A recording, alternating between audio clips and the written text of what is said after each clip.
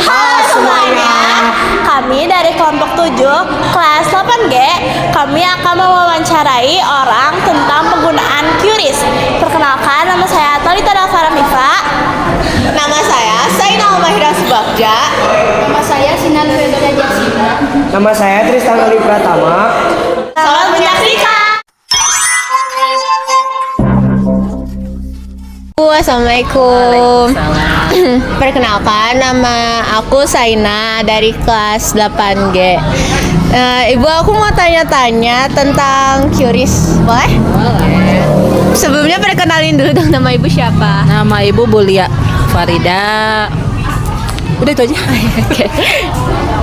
Ini ya Bu, pertanyaan yang pertama. Apakah ibu menggunakan transaksi dengan QRIS? Pakai. Udah berapa lama Bu? Berapa ya? Dari sejak pakai BCA tuh udah lama lah. Ada 3-4 tahunan. Terus gimana apa sih pendapat ibu tentang QRIS? Bagus, praktis. Jadi nggak harus was-was kalau bawa uang banyak. Bermanfaat banget. Jadi dikala kita memang nggak bawa uang cash, ya ada QRIS gitu. Kita bisa praktis aja. Dan hampir semua minimarket atau apa pakai QRIS. Jadi lebih praktis aja ya Bu. Terus apa sih dampak positif sama negatifnya Bu? Lebih merasa aman karena nggak harus bawa uang banyak gitu kan. Karena kalau QRIS kan uangnya tidak terlihat ya gitu. Jadi lebih ngerasa aman aja karena tinggal HP aja dibawa gitu. Negatifnya mungkin kalau kita nggak bisa ngontrol cepat habis uangnya. Terus kalau kita nggak bawa HP ya susah gitu aja sih. Terus kalau gak ada kuota ya Bu? Kalau nggak ada kuota juga sih memang harus kuota. Oke. Solusinya apa sih Bu? Yang buat apa? Buat dampak negatif itu. Tadi apa sih dampak negatifnya? Uang habis ya. Kalau uang habis berarti kita harus sering-sering monitor nih kondisi keuangan di banknya berapa, di tabungan kita berapa. Keduanya kalau ya HP nggak boleh lupa mungkin ya. Ketiga ya kuota harus selalu kontrol mungkin ya. Intinya mah kita kontrol aja keuangannya gitu. Oke. Makasih ya Bu udah mau diwawancara.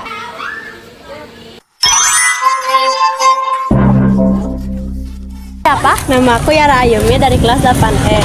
Apakah kamu menggunakan QRIS untuk melakukan transaksi? Iya, aku menggunakannya.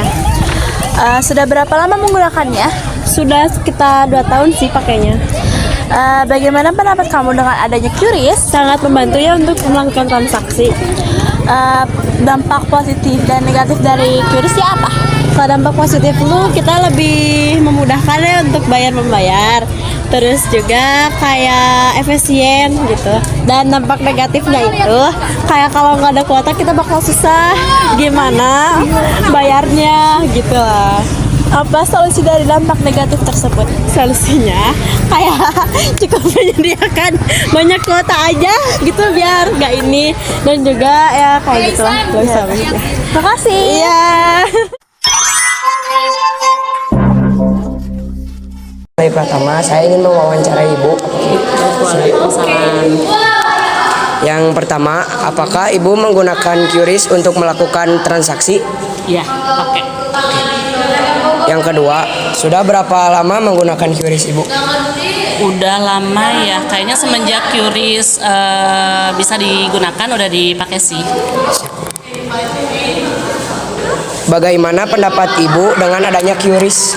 Memudahkan untuk transaksi ya, untuk pembayaran segala macam. Apa dampak positif dan negatifnya? Positifnya yaitu tadi mungkin mempermudah untuk transaksi pembayaran, kita nggak perlu ke tempat gitu kan. Itu kelebihannya. Kalau untuk kekurangannya mungkin bisa aja kita kena hack kayak gitu kali ya. Jadi atau nggak kita salah transaksi kalau kita tidak teliti. Misalkan di QRIS bukan tokonya gitu. Nah itu sih paling. Apa solusi dari dampak negatif tersebut? Solusinya mungkin kita lebih teliti lagi, kemudian untuk para pedagang juga mungkin kalau sekarang kan suka ada ini, QRIS itu suka ada yang bunyi ya, ada suaranya. Nah mungkin untuk beberapa untuk pedagang mungkin bisa pakai yang kayak gitu. Jadi kan mereka lebih tahu gitu. Oh karena udah masuk gitu kan. Itu sih paling.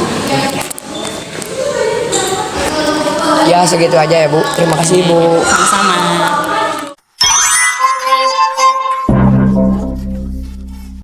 Halo Kak, perkenalkan nama aku Sinar Fedora Jasinda dari SMP Negeri 7 Bandung. Izin mewawancarai tentang penggunaan kris. Pertama-tama nama kakaknya siapa? Nama saya Revina dari SMK 3 Bandung. Jadi, pertanyaan pertamanya, apakah kakak menggunakan kris untuk melakukan transaksi? Iya, menggunakan Sudah berapa lama menggunakan kris? sekitar 2 tahun, Berarti udah lumayan lama ya. lumayan. Jadi, bagaimana pendapat kakak dengan adanya kris? Mungkin lebih gampang sih, nggak ribet juga kalau semisal bawa dompet atau apa gitu dites gitu. Jadi pakai HP ya? Iya, pakai HP.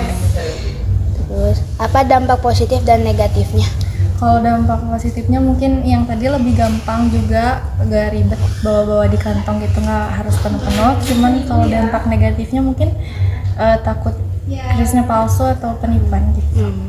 Terus apa sih solusinya dari dampak negatif itu? Mungkin buat yang gitu harus lebih waspada lagi, harus dilihat lagi lebih detail, baca dari tulisannya. Ya, terima kasih Kak. Assalamualaikum, perkenalkan Pak, nama aku Saina dari SMP 7. Kalau Bapak namanya siapa? Nama saya Gugun.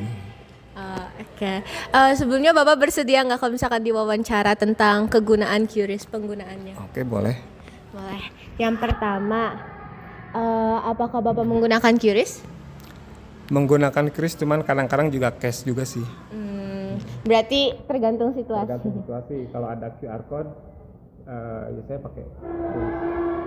Udah berapa lama Bapak menggunakan QRIS? Udah paling setahun 2 tahunan kayaknya.